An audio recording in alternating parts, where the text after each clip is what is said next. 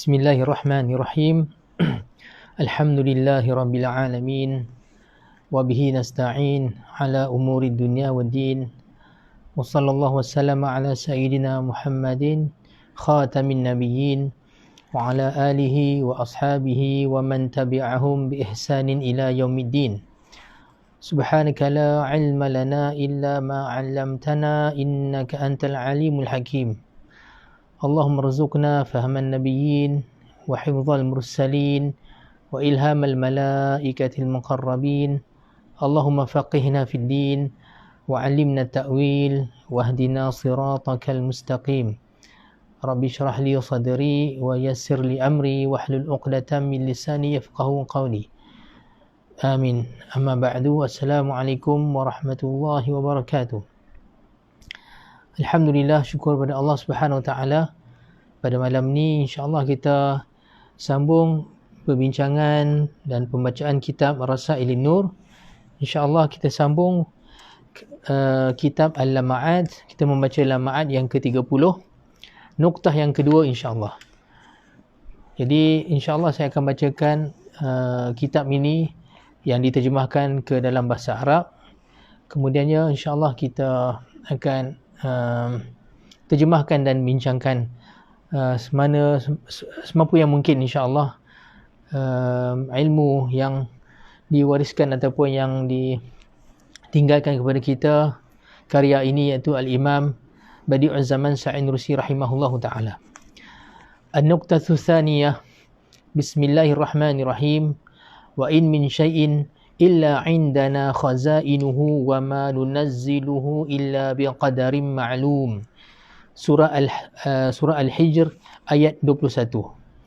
Yang mafhumnya, tiadalah daripada sesuatu pun melainkan di sisi kami khazanah-khazanahnya, dan tidaklah kami menurunkannya melainkan dengan kadar yang diketahui, kadar yang maklum.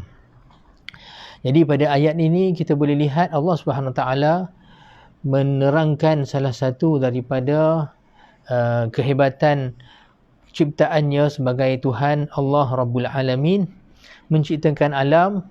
Dan Allah Subhanahu Wa Taala mengajak kita di dalam Al-Quran untuk melihat kitab alam, bertafakur, memahami ayat-ayatnya dengan tujuan untuk capai kepada makrifahnya, dan juga segala buah yang terhasil insya-Allah daripada makrifah tersebut, seperti al-khasyah, takut pada Allah SWT, dan juga kamalul iman, kesempurnaan iman, dan banyak lagi buah-buah daripada makrifah dan juga pengetahuan ataupun makrifah tadi bila kita terhasil mengenal Allah SWT.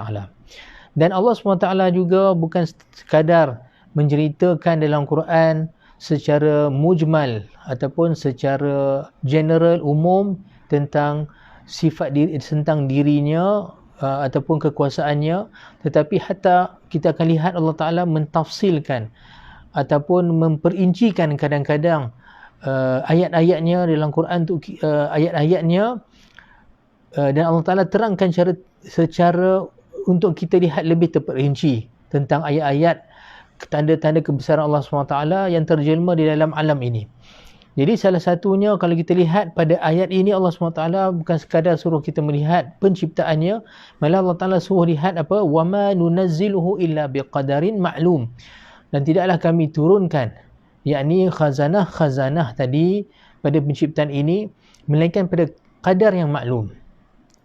Jadi berdasarkan ayat ini insya-Allah kita akan lihat Imam Badi'uz Zaman Sa'id Nursi bagaimana mengupas perkara tersebut, mengajak kita untuk melihat kitab alam ini untuk mencapai salah satu daripada makna nama Allah SWT daripada tajaliyat nama-namanya.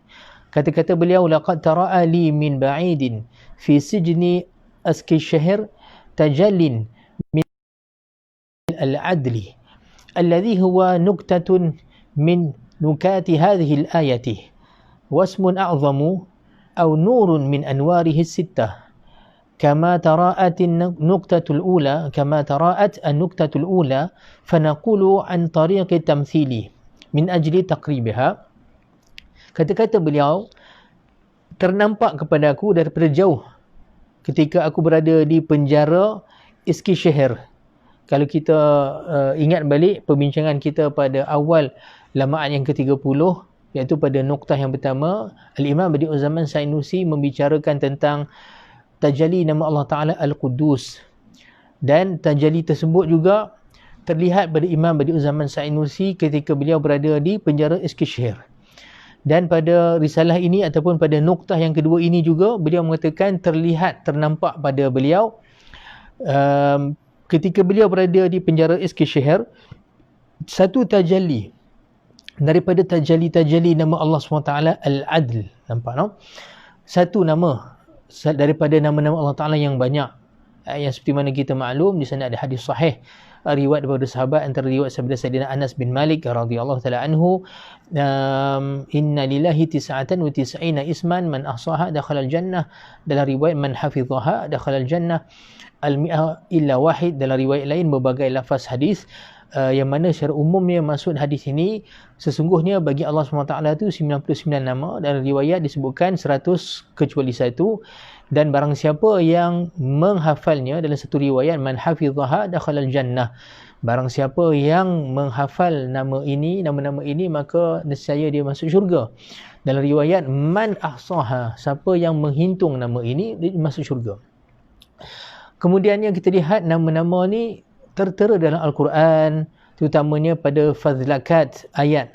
Maksud dia fadlakat ni lebih kurang maksud dia Allahumma salli ala sayyidina Muhammad, kesimpulan ataupun kesimpulan lah kita sebutkan. Ada satu istilah saya lupa namanya. Kalau kita lihat banyak ayat Quran, Allah SWT akhirnya menutup kesimpulan cerita tersebut dengan namanya. Sebagai contoh, kalau kita lihat pada surah Al-Baqarah, Allah SWT menceritakan kepada kita kisah penciptaan Nabi Adam AS, ayah kita. Kemudiannya apa yang berlaku di antara Nabi Adam dengan Iblis. Kemudiannya kisah Nabi Adam AS makan daripada pokok ataupun pohon larangan dengan isteri beliau iaitu Sayyidatuna Hawa. Kemudiannya sampailah terkeluar daripada syurga dan tercampak ke dalam dunia ini. Kemudiannya Nabi Adam AS dalam kisah tersebut menyesal atas perbuatan tersebut dan berdoa, dan Allah SWT sendiri mengajar baginda Nabi Adam AS wa ala nabiyina Muhammadin sallallahu alaihi wasallam kalimat-kalimat istighfar ataupun kalimat taubat. Fatalaqqa Adamu min rabbih kalimatin fataba alaih. Maka bertalaqilah Adam daripada Tuhannya, yakni dengan Allah SWT, kalimat-kalimat yakni istighfar, kalimat taubat. Fataba alaih, maka Allah SWT pun memberi taubat kepada Nabi Adam AS. Kita lihat pada akhir cerita ni Allah SWT sebut innahu tawwabur rahim. Kan? Fataba alaih innahu huwat tawwabur rahim. Sungguhnya dia Allah, dialah yang menerima taubat dan yang penuh dengan rahmat, yakni rahmat kepada hamba-Nya. Jadi kalau kita lihat salah satu pada kemuncak cerita kisah Nabi Adam ni akhirnya untuk berkenalan kepada Allah Subhanahu Wa Taala nama At-Tawwab. Satu nama baru yang terjalli pada Nabi Adam yang tidak tertajalli padanya sebelumnya. Sebab nama At-Tawwab iaitu menerima taubat selepas taubah. Walaupun seperti mana yang disebutkan oleh para ulama, Allah SWT tetap dengan seperti mana disebutkan dalam Aqidah Tahawiyah, Allah SWT tetap Al-Khaliq sebelum dia menciptakan penciptaan. Allah Ta'ala pencipta sebelum mencipta penciptaan. Dan Allah SWT dengan semua sifat dia azali sebelum berlaku seperti penciptaan, begitu juga sebelum berlakunya kesalahan Nabi Adam, Allah Ta'ala tetap sebagai At-Tawwab, Maha Taubat. Tetapi yang tertajalli pada kita sebagai manusia yang nak mengenali Allah SWT, kita yang datang kemudian. Nampak no? Baik, jadi sebab itulah kalau kita lihat yang kita sebutkan tadi salah satu contoh bagaimana Allah Subhanahu Wa Taala menceritakan dalam Quran, kemudian dia satu rumusan pada akhir ayat cerita tadi. Kita lihat kisah yang panjang bahawa bagaimana Allah SWT nak memperkenalkan dirinya kepada Nabi Adam AS juga dengan salah satu nama iaitu At-Tawwab. Jadi berlakulah kisah tersebut. Maka tertajallilah kepada Nabi Adam Allah Ta'ala sebagai At-Tawwab. Nampak no? Begitulah tak tertajallilah kepada kita nama Allah Ta'ala Asy-Syafi, melainkan selepas kita lalui satu ujian sakit, kemudiannya kita terima kesembuhan, tertajalilah sifat Allah Ta'ala Asy-Syafi pada kita. Walaupun Allah Ta'ala tetap Asy-Syafi, walaupun kalaulah katakan Allah Ta'ala tak jadikan siapa pun sakit, Allah Ta'ala tetap Asy-Syafi. Baik, jadi setiap nama Allah Ta'ala ada tajalli dia. Jadi di sini Imam Badi'uz Zaman Sanusi sebut bahawa ternampak kepada beliau ketika beliau berada di penjara Eskishehir, salah satu pada tajalli Allah SWT tu sifat Al-Adl. Al-Adl salah satu daripada nama Asma' Al-Husna, nama-nama Allah Ta'ala yang elok dan cantik, yang baik. Al-Adl maksudnya yang memiliki sifat keadilan, yang berlaku adil. Jadi Imam Sanusi kata, yang mana sifat Al-Adl ni pula salah satu daripada nuktah, salah satu daripada poin, daripada nuktah yang banyak daripada ayat yang kita baca tadi, iaitu ayat wa in min syai'in illa indana khazainuhu wa ma nunazziluhu illa biqadarin ma'lum. Tidaklah daripada sesuatu pun melainkan perkara yang Allah Ta'ala jadikan, ciptakan tersebut, khazanah-khazanahnya di sisi kami, yang di sisi Allah SWT. Dan tidaklah kami turunkannya melainkan pada kadar yang maklum, satu kadar yang tepat. Jadi pada ayat ni Allah SWT sebut dalam Quran, dan tajalli dia kita akan lihat pada kitab alam, kitab Al-Kaun. Jadi Imam Al-Nursi lihat, dia kata ternampak tajalli ini daripada ayat ini, sifat Allah Ta'ala Al-Adl, tajalli Allah Ta'ala Al-Adl, dan ia adalah salah satu daripada nama yang agung, Ismun A'zam, dan salah satu daripada cahaya-cahayanya. Seperti mana Sanusi kata pada noktah yang pertama, pada sifat Allah Ta'ala ataupun nama Allah Ta'ala Al-Qudus, begitu juga ternampak ketika itu, maka Sanusi kata kita akan terangkan bagaimana memahami tajalli ini dengan satu cerita perumpamaan untuk mendekatkan kefahaman kita melihat satu benda yang jauh. Sebab Allah SWT pada hakikatnya tidak dapat tercapai pada akal, dan tidak boleh tergambar kepada kefahaman langsung. La yudrikuhul afham wala kama la tudrikuhul absar. Tak boleh sebenarnya hakikat Allah Ta'ala tu dicapai dengan kefahaman, dengan akal, seperti mana Allah Ta'ala tak dapat dicapai dengan penglihatan. Tetapi kewajipan pada kita berkenalan dengan Allah Ta'ala pada kadar yang mana kita mampu dengan apa yang Allah Ta'ala kurnia pada kita, akal dan juga hati. Jadi tak bolehlah kita tak boleh faham Allah Ta'ala tu langsung tak memahaminya. Kita faham pada kadar yang mampu. Jadi untuk mendekatkan kefahaman kita ni, dan salah satu uslub Al-Quran Allah SWT gunakan ataupun Allah Ta'ala terangkan kepada kita dengan uslub tamthil, iaitu perumpamaan. Jadi di sini juga Imam Badi'uz Zaman Sanusi buat satu perumpamaan, mari kita baca dan kita dengar. Qala inna hadzal kauna qasrun badi'un fihi madinatun tataqallabu baina at-takhribi wat-ta'miri dawman wa fi tilka al-madinati baldatun tafuru fi kulli waqtin baina al-harbi wal-hijrati wa fi tilka al-baldatati alamun yatadarraju baina al-mauti wal-hayati kulla hinin walakin fi dhalika al-qasri wa fi tilka al-madinati wa fi tilka al-baldati وفي ذلك العالم يسود توازن وميزان عجيب مدهش ويثبت بالبداهة أن هذه التحولات والواردات والصرفيات الجارية بين هذه الموجودات غير المحدودة توزن وتكال بميزان من هو واحد أحد يرى جميع الكون والكائنات في كل آن ويسيرها أمام نظر مراقبته وتفتيشه وإلا فلو كانت الأسباب التي تسعى لإخلال التوازن والهيمنة عليه بشدة مع 100,000 بويضة لسمكة واحدة و20,000 بذرة لزهرة واحدة كالخشاش ومع هجوم العناصر والانقلابات التي تجري كالسيل لو كانت هذه الأسباب سائبة طريقة أو أحيل أمرها إلى المصادفة العشواء التي لا هدف ولا غاية لها وإلى القوة العمياء التي لا ميزان لها وإلى الطبيعة المظلمة التي لا شعور لها لاختل وفسد توازن الأشياء وتوازن الكون إلى حد أن an kana yusibuha al-haraju wal maraju fi sanatin bal fi yawmin wahidin. Baik, terjemahan dia, sesungguhnya pada al-kaun ni, pada alam seluruhnya, ni alam semesta seluruhnya ni, dia kata hadzal qaun, dia kata umpamaan dia seperti satu istana yang sangat cantik, unik dan besar. Tapi ajaib dia, dalam istana ni, gambaran dia, alam seluruhnya seolah seperti istana. Kemudiannya Imam Badi'uz Zaman Sanusi kata, tapi dalam istana tersebut, ini alam ni gambaran ni seperti istana, tetapi di dalam istana tu ada Madinah, yang ni ada kota, bandar, yang mana dalam bandar ni sentiasa berlaku pertukaran antara, maksudnya sentiasa ada berlaku ta'mir, yang ni pembinaan, tapi ada juga takhrib, yang ni pemusnahan ataupun perobohan. Macam kita tengok kadang-kadang kan, macam bandar, kita nak membina satu bangunan Madinah, bangunan lama terpaksa diruntuhkan, naik bangunan baru.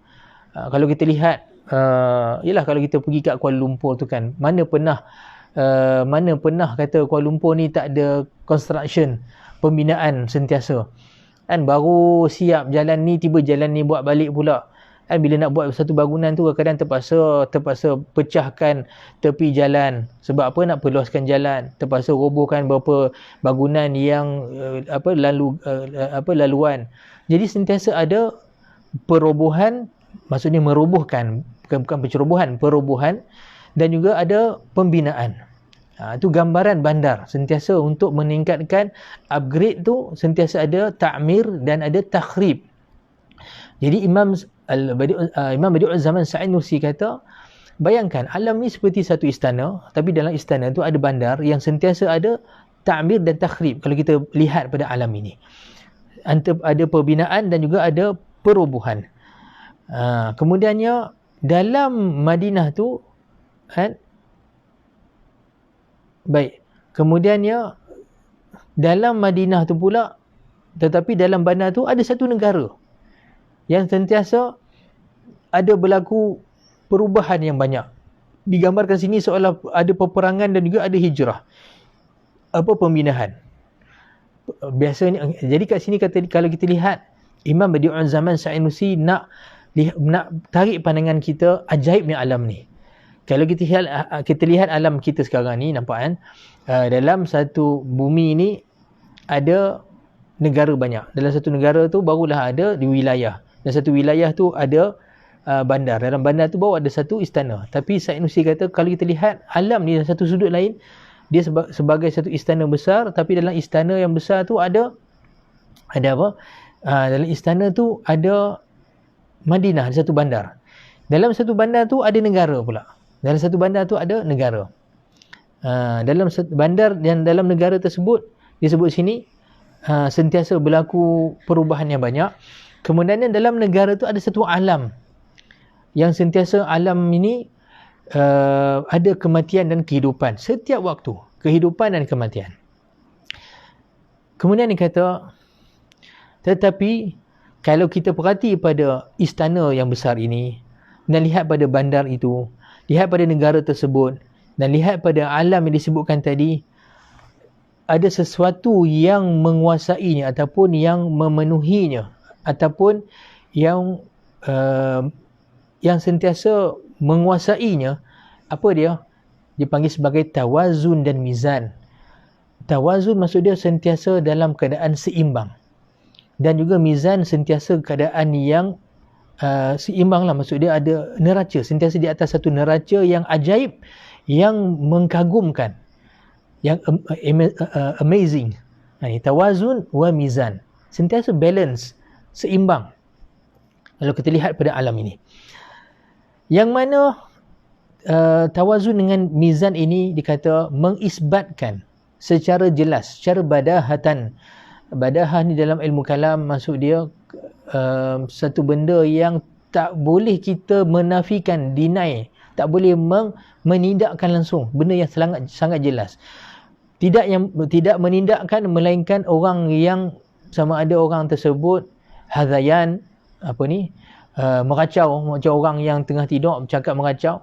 Contohnya, kalau kita duduk tengah-tengah siang, kita tengokkan langit, ada matahari tengah menyala, matahari sedang bersinar, tiba seorang tu kata, kita kata pada kawan dia, tengok matahari ni terang betul. Tiba dia kata, mana ada matahari? Padahal memang jelas di mata kita semua matahari ada di langit. Tiba dia menafikan. Jadi penafian orang macam ni tak payah nak layan, sebab memang satu penafian yang berdasarkan bukan fakta dan hanyalah kata-kata yang kosong. Sebab sinaran matahari yang memang nampak depan mata waktu siang tu dipanggil badahatan, benda yang jelas.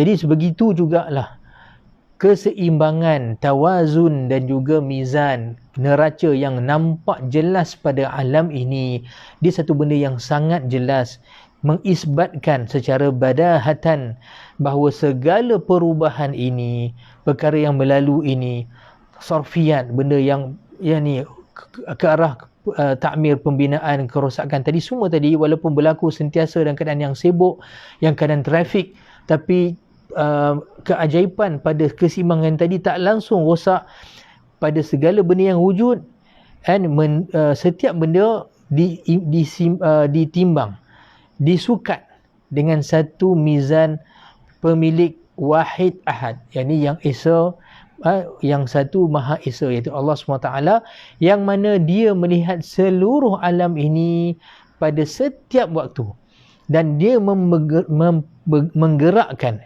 menjalankan semua benda di hadapan pandangan muraqabahnya, pandangan muraqabah, maksud dia pemerhatiannya dan juga pemeriksaannya. Jadi secara umumnya Sa'inusi ni kata sini, segala benda yang kita lihat kepada alam ini semua menunjukkan kepada neraca, semua ditimbang dengan kadar yang sangat tepat.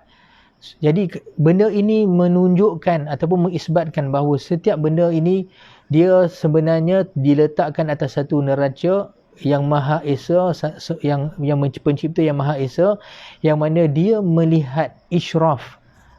Perkataan isyraf ni kalau dalam bahasa Indonesia dipanggil supervise, macam musyrif, supervisor, sebab dia sentiasa memerhatikan dan juga mengawal perjalanan tersebut. Jadi semua benda tu supaya tidak rosak, menunjukkan bahawa dia sentiasa tidak rosak dan tidak melanggar timbangan tadi pada setiap penciptaan, menunjukkan bahawa yang melihat dan memperjalankan semua penciptaan ni di bawah pandangannya, muraqabahnya, dan juga di bawah taftisnya, maksud dia pemeriksaan Allah SWT. Jadi Imam Sa'inusi kata, wa illah, kalau sekiranya tidak seperti mana kita dakwakan, kalau sekiranya sebab-sebab, maksud dia seperti mana golongan atheist dan golongan nature yang berfalsafah bahawa tiada Tuhan dan semua ni adalah sains semata-mata, semua ni adalah alam semula jadi, berlaku sebab sains, menunjukkan bahawa ni semua adalah sebab-sebab pada alam. Jadi Sa'inusi kata, kalau sekiranya sebab, dan di sana ada kekuasaan sebab untuk berusaha merosakkan timbangan tersebut, neraca tersebut, dan keseimbangan tersebut, dan menguasainya dengan kekerasan, dan pada 100,000 telur ikan yang seekor ikan yang melahirkan kadang-kadang ataupun menetaskan telur ataupun mengeluarkan telur sampai 100,000 telur, ataupun 20,000 spora, ataupun spora kan dipanggil apa ni, bunga daripada satu bunga, yang mana, dan kemudian dikata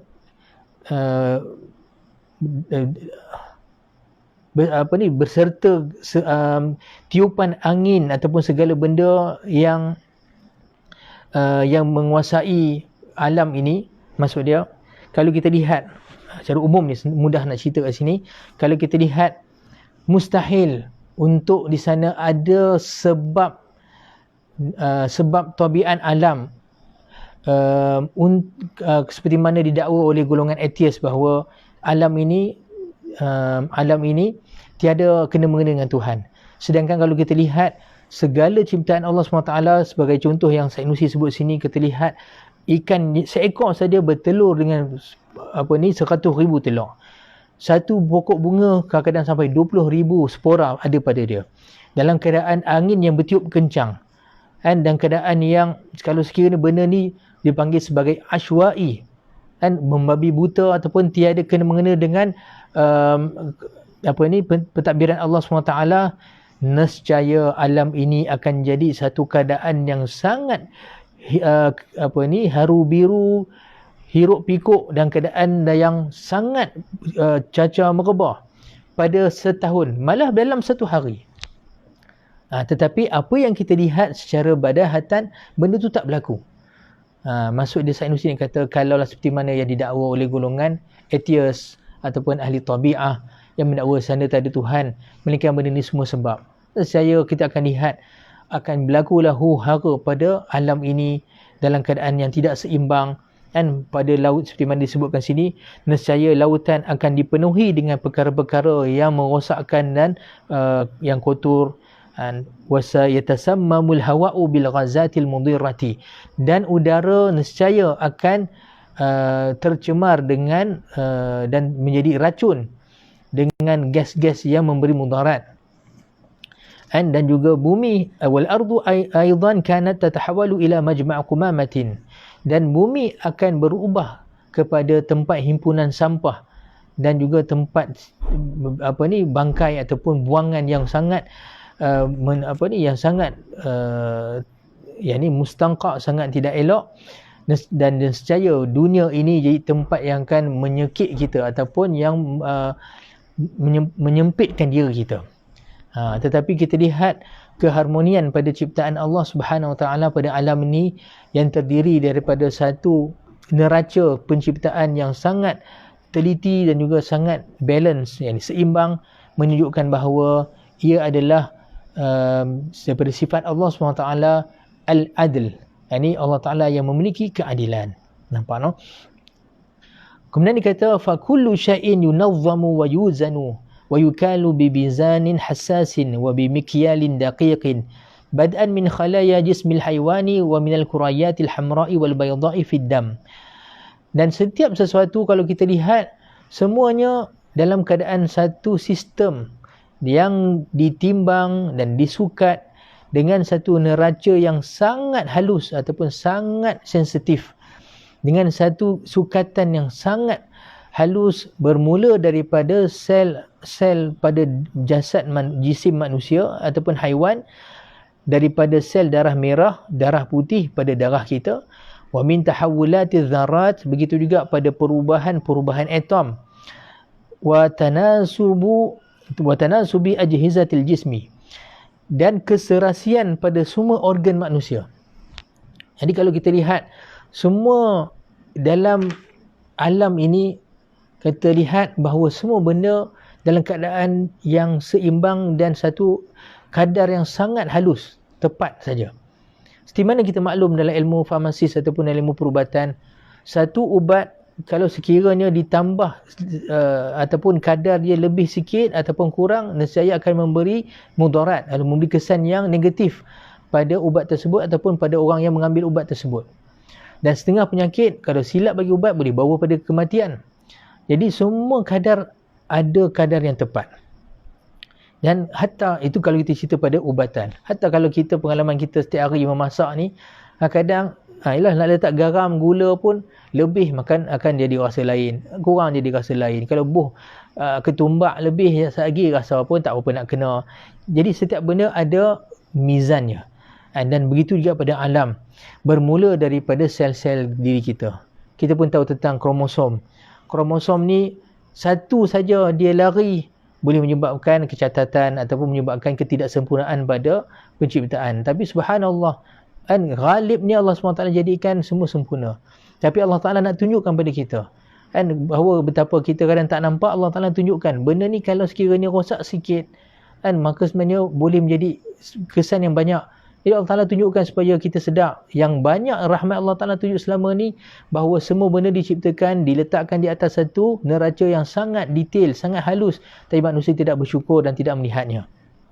Jadi kalau kita lihat pada sel, contohnya kan pada diri dalam manusia ni dengan sel-sel ni ada satu imbangan ataupun neraca yang sangat halus. Bermula daripada sel darah merah, sel darah putih pada darah, dan begitu juga perubahan atom. Bagaimana atom bertukar daripada, contoh kita makan roti, atom roti masuk dalam badan kita bertukar. Ada yang pergi ke karbohidrat, contohnya pergi pada tenaga ataupun protein pergi kepada membina daging, sel sekian-sekian. Jadi segala benda tersebut dalam keadaan neraca yang sangat halus. Begitu juga organ badan kita yang berfungsi satu sama lain dalam keadaan yang sangat ajaib kalau kita perhatikan. Bagaimana paru-paru bekerjasama dengan oksigen, kemudiannya dia menjadi penapis bagi darah, kemudian bagaimana darah tu dicuci dalam buah pinggang, dalam ilmu perubatan. Subhanallah. Dan semua benda tersebut bekerja dalam keadaan serentak, dan juga sangat harmoni, tanasub, munasabah ini. Tak ada langsung, tidak ada langsung ada satu. Kalau sekiranya rosak sistem tu sikit, saya boleh bawa kepada kematian. Subhanallah. Jadi dia panggil tanasubul ajhizatil jismi, keserasian semua organ-organ badan. Semua ni adalah tajalli sifat Allah Ta'ala al-adl, yang memiliki keadilan ataupun meletakkan keseimbangan pada penciptaan dia. وانتهاء إلى واردات البحار وصرفياتها وإلى واردات الينابع التي تحت الأرض وصرفياتها.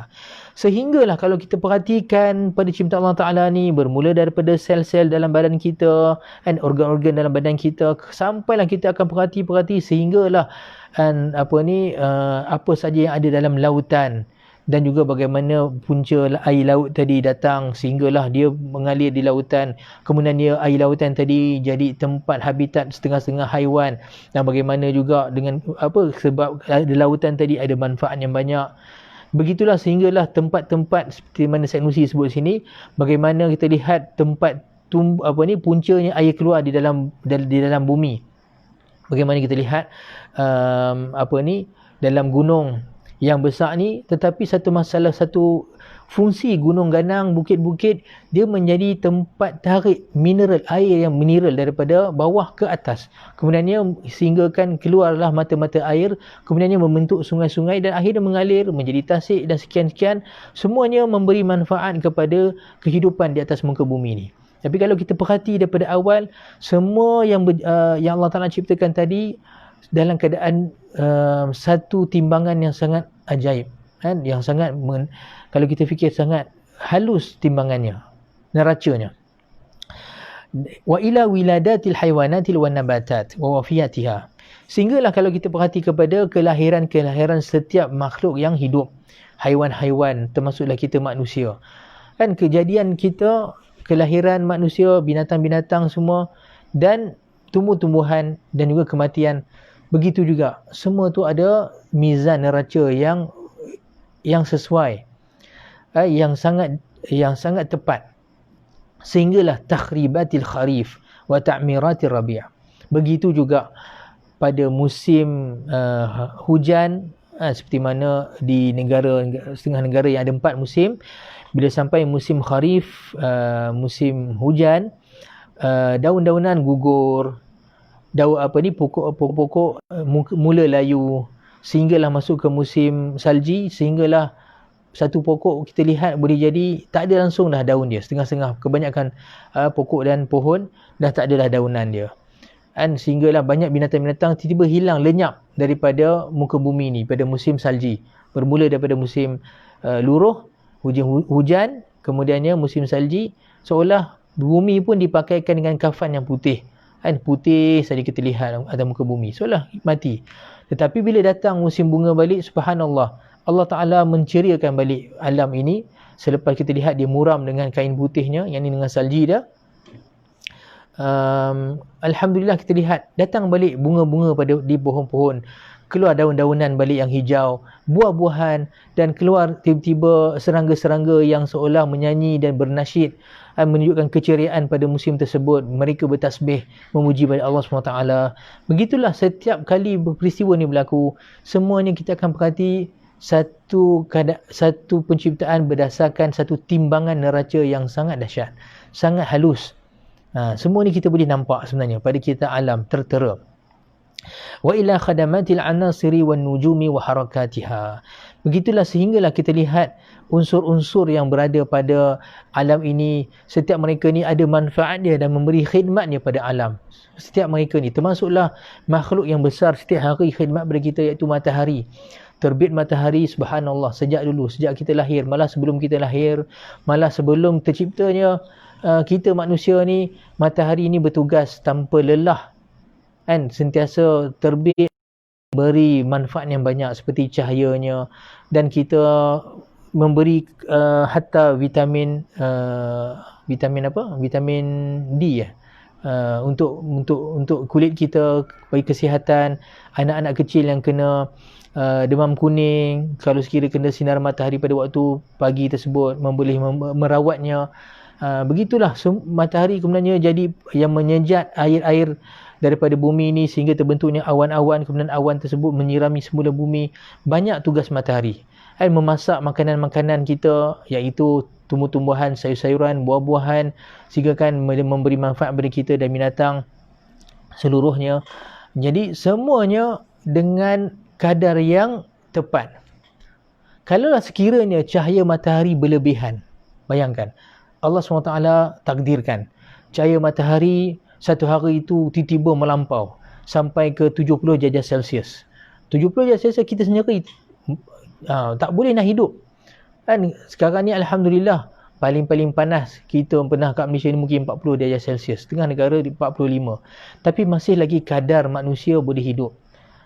Masih hidup lagi dan tumbuh-tumbuhan masih lagi boleh survive. Tapi kebanyakannya alhamdulillah suhu yang Allah Ta'ala izinkan matahari sinar pada kita, suhu sekitar 28 ke 38 contohnya, suhu yang masih sesuai untuk dalam diri kita, tumbuh-tumbuhan dan proses apa yang berlaku dalam muka bumi ni.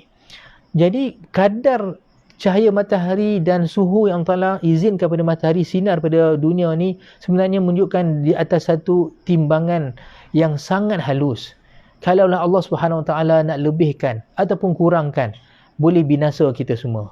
Sama ada kalau terlalu tiba-tiba cahaya matahari jadi kurang sangat sehingga kan kadar beku di bawah darjah Celsius, 0 darjah Celsius dalam satu tempoh yang panjang sehingga kan tiada tumbuh-tumbuhan yang mampu hidup, hilang makanan kita dan boleh mati kesejukan.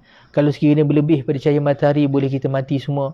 Kan? Tetapi dengan rahmat Allah Ta'ala jadikan semuanya di atas satu neraca kadar yang sangat tepat untuk manfaat diri kita. Begitu jugalah saya sebut sini wan nujumi wa harakatiha, bintang-bintang dan juga gerakan-gerakan bintang. Kalau kita lihat bumi kita sendiri bergerak sekelilingi bumi kita bergerak sekeliling matahari ini dengan kelajuan 108,000 km sejam, sama dengan 30 km sesaat. Gerakan tersebut dapat ataupun bumi ini dapat bergerak yang keadaan laju tersebut tapi tidak tersasar ataupun tak terkeluar daripada landasan orbit dia disebabkan graviti matahari yang menariknya. Dan graviti bumi pula yang ada pada bumi ini menyebabkan bulan mengelilingi matahari, dan manfaat bulan juga ada banyak untuk diri kita. Dalam konteks syarak kita, bulan menjadi pengiraan tempoh untuk kita tahu musim haji, bila Ramadan, bila hari raya, dan juga banyak manfaat yang lain. Tetapi baru ni anak saya kan, dia baca buku tentang planet-planet. Dia tunjukkan saya, dia kata, ni apa abah? Dia tunjuk gambar planet Marikh ada 2 bulan. Tapi bulan, saya pun sebab bila baca tu baru perasan, baru tahu, dapat satu information barulah. Bulan yang ada pada planet Marikh, peliknya dia tak bulat, dia tak berbentuk sfera.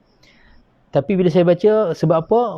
Ahli sains ataupun ahli astronomi kata sebab graviti yang ada pada planet Marikh yang tak cukup kuat menyebabkan dia tak dapat membentuk bulan di Marikh tu berbentuk sfera. Jadi dia lebih bentuk pada bentuk asteroid, bentuk asteroid. Tapi alhamdulillah, saya terfikir, subhanallah, alhamdulillah bulan kita cantik bulan, sehingga kan kita boleh lihat bulan purnama. Jadi itu pun salah satu daripada nikmat Allah SWT dan juga salah satu daripada tajalli sifat Allah Ta'ala al-adl, sebab dia meletakkan setiap benda kan setiap benda tu di atas satu neraca yang sangat tepat, kan, sangat sensitif dan halus. Begitulah kalau kita fikirkan graviti matahari, graviti bumi, semua pada kadar yang tepat sangat. Bayangkan kalau graviti itu kurang, akan terkeluar pada landasan, contohnya bumi, hingga kan kerosakan seluruh bumi ini. Wa ila taghayyuril mauti wal hayati wal dhiya'i wal zulmati, begitulah al-Imam Badi'uz Zaman Sanusi lihatlah pada perubahan kehidupan dan kematian, cahaya dan kegelapan, al-hararati wal burudah, dan juga panasan dan juga kesejukan. Semua ni kalau kita lihat, semua ni di atas satu neraca yang sangat sensitif dan sangat halus, dan semuanya memang sesuai dan juga harmoni pada penciptaan diri kita semua. Kalau kita bayangkan waktu malam dengan siang ni memang dua keadaan yang memang kita sangat perlu kehidupan kita di muka bumi, kan.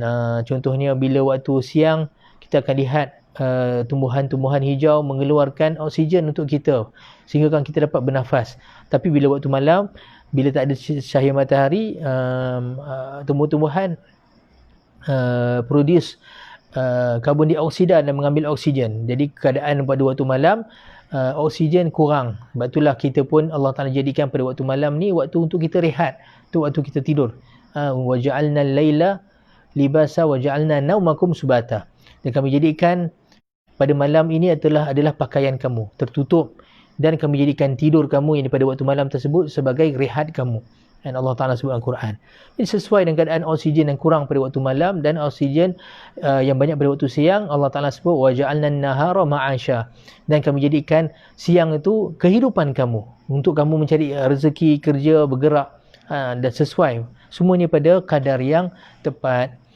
Begitulah kepanasan dan juga sejuk, dan juga keadaan manazilatiha, keadaan perubahan-perubahannya pada musim-musimnya. Semua ini menunjukkan pada akal manusia yang sihat secara jelas bahawa setiap benda ni bukan diciptakan dengan sia-sia ataupun kebetulan, seperti mana yang didakwa oleh golongan atheist ataupun golongan tabi'in, yang beriman dengan alam semula jadi semata-mata tanpa Tuhan. Jadi benda ni semua mustahil secara akal di atas dakwaan mereka. Malah menunjukkan bahawa semua ni adalah hikmah yang sangat kemuncak, menunjukkan kepada Tuhan yang mencipta ini memiliki sifat al-hakim yang penuh dengan hikmah. Dan Allah SWT juga tunjukkan kepada kita, kata kepada kita, alaisallahu bi ahkamil hakimin, apakah tidak Allah SWT tu dia yang paling hikmah sekali, yang memiliki hikmah sekali. Baik. Jadi semua tadi tu, malah kalau kita lihat Imam Badi'uz Zaman Sanusi sebut, bal mal hikmatul insaniyatu illa tajallin min tajalliyati dhalikal intizami wa tawazuni wa turjumani lahuma. Malah hikmah kemanusiaan sendiri, hikmah datangnya manusia atas muka bumi ini kepada alam ini, juga adalah salah satu daripada tajalli intizam ini, peraturan ataupun sistem yang sangat teratur tadi, dan juga tawazun, keseimbangan tadi. Malah manusia menjadi penterjemah untuk melihat tajalli tersebut. Sebab manusialah yang Allah SWT jadikan dalam diri kita ni ada kemampuan, potensi untuk berkenalan dengan sifat Allah SWT, dan bertingkatkan kemanusiaan dia dengan keadaan dia mempertingkatkan makrifah dan iman dia. Jadi manusia yang mempunyai akal dan memiliki hati yang boleh meletakkan cahaya iman dalam hati dia, dia akan berkenalan dengan Allah SWT, dan dia akan menjadi penterjemah kepada alam ni untuk menceritakan keagungan Tuhan dia. Dan kat sinilah kita lihat pada penciptaan alam ni, keadaan yang penuh dengan keserasian, penuh dengan synchronize, maksud dia semua, setiap sesuatu tu harmoni satu sama lain, semua benda dengan kadar yang sangat tepat.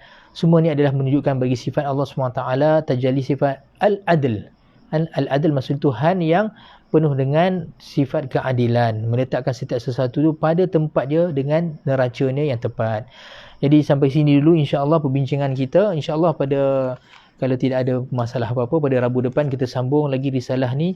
Kita membincangkan lagi bagaimana bagaimana tajalli sifat adal ini menunjukkan kepada beberapa bukti yang lain keagungan Allah Subhanahu Wa Taala. Saya mohon maaf sekiranya sana ada kasar bahasa atau salah silap. Yang baik pada Allah Subhanahu Wa Taala dan kekurangan daripada kekurangan saya sebagai manusia biasa. Aku qauli hadza wa astaghfirullah li wa lakum. Assalamualaikum warahmatullahi wabarakatuh.